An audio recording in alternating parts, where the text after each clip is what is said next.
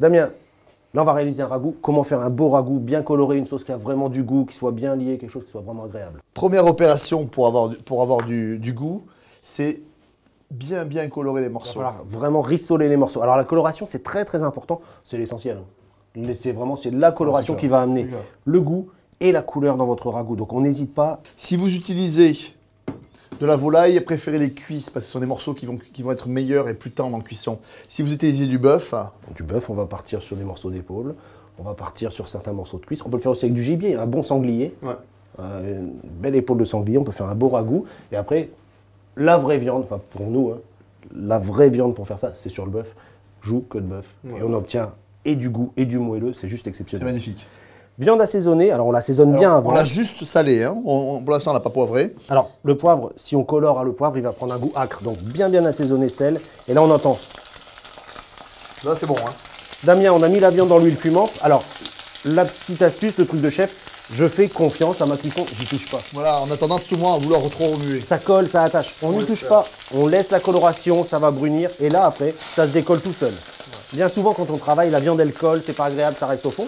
Une vraie belle coloration, c'est le gage du goût, c'est le gage de la couleur, et ça va se retourner tout seul. Là, on est sur une belle coloration. Maintenant, on va réaliser la suite du ragoût, on va ajouter ce qui va amener du goût. On appelle ça une garniture aromatique. On est sur carottes, oignons, et pareil, on va les faire ce qu'on appelle pincer, c'est-à-dire légèrement colorés dans le récipient. Là, je peux baisser mon feu. Ce qui était très important, c'est cette vigueur de la chaleur au départ pour une vraie coloration de la viande. Lorsqu'on a fini de colorer la viande, là maintenant on peut descendre légèrement le feu. C'est même pas on peut, c'est on doit descendre le feu parce qu'il ne faut surtout pas colorer les légumes. Là, si les légumes colorent, ça va être un petit peu amer, ça ne sera pas agréable. Là, on va les faire gentiment pincer pour avoir vraiment du goût. Damien, tu n'as pas touché la viande, hein, on l'a juste retournée quand elle commençait à colorer et là tu as rajouté les légumes dedans. Les légumes commencent un petit peu à prendre un tout petit peu de couleur. Damien, maintenant tu vas singer. Alors singer, c'est ajouter la farine. La farine, là-dedans, elle va avoir un effet de liaison. En fait. Voilà, c'est juste pour avoir une sauce épaisse à la fin, d'accord? Donc c'est ajouter l'amidon pour épaissir la sauce.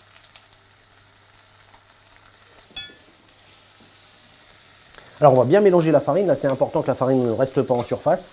Donc, singer, pincer, maintenant, c'est-à-dire qu'on va colorer très légèrement notre farine. On veut qu'elle cuise, hein, cette farine. Hein. Voilà, en tout cas, on va la faire cuire. On va la mélanger avec les légumes, la viande, l'huile qui était dans le fond du récipient. Et il faut vraiment la faire cuire, sinon la sauce a un petit goût de farine. Donc ça, on n'hésite pas, on fait cuire la farine. Voilà, ça épaissit un peu, là. On voit que ça fait un peu comme un... C'est un peu le principe du roux. Voilà, roux blanc. Hein. Alors le roux, c'est mélange beurre-farine ou huile-farine. Souvent beurre-farine pour faire la béchamel. Là, on est sur le même principe. Quand ma farine est cuite, maintenant, on va faire une opération qui s'appelle déglacer. Déglacer, vin blanc. Ou vin rouge. Ce qu'on veut, ça dépend de la recette. Voilà. Ce qui est important, le déglaçage, en fait, c'est du vin, mais c'est de l'eau. Voilà. En fait, de l'eau acide pour apporter un peu de fraîcheur au plat. Tout ce qu'on appelle les sucs, c'est le goût de la viande, ce qui a collé au fond de ma cocotte. Cette opération de déglaçage, ça va permettre justement de les décoller et qu'on ait vraiment ce parfum dans la sauce. Et là, regarde, Christophe, on voit que ça épaissit. Alors, c'est à ce moment précis qu'il va falloir penser à ajouter le reste des liquides, sinon ça va brûler.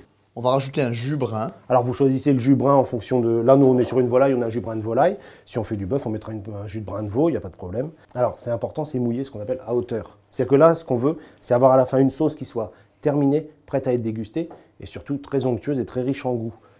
On en met juste à hauteur. Après, on va ajouter la suite des ingrédients. Alors, on ajoute de l'ail, on ajoute du thym. On va, à ce moment-là, poivrer un petit peu le... On n'a pas poivré au début parce que le poivre risque de prendre un goût acre lorsqu'on va faire bien rissoler notre viande. Il nous reste une petite chose à faire, c'est le couvercle, parce que puisqu'on a mouillé très peu, on a la quantité de liquide qu'on veut à la fin, pratiquement. Donc on va mettre le couvercle pour éviter l'évaporation. Deux façons de le cuire. Première façon, c'est ce qu'on est en train de faire là. Alors, on a l'avantage d'avoir une belle cocotte, une plaque qu'on peut réguler. On n'a pas dit, mais température douce. Voilà. On a vraiment fait une température très forte pour colorer la viande. Là, maintenant, on est sur une température douce. Ça doit frémir, pas bouillir, gentiment. Et la deuxième façon, la plus simple. Au four, 160 degrés, on laisse ça au four et puis voilà, tout va bien, quoi. Alors, la cuisson, elle va dépendre du morceau de viande ou de morceau de volaille que j'aurai à l'intérieur. Là, on est au volaille, on parlait joues de bœuf. C'est pas du tout les mêmes temps. On pique. Voilà. C'est moelleux, c'est goûteux. De 1 à 6 heures. En gros, c'est ça. Et lorsque c'est fini, c'est vraiment, on a et la viande et la sauce qui sont prêtes.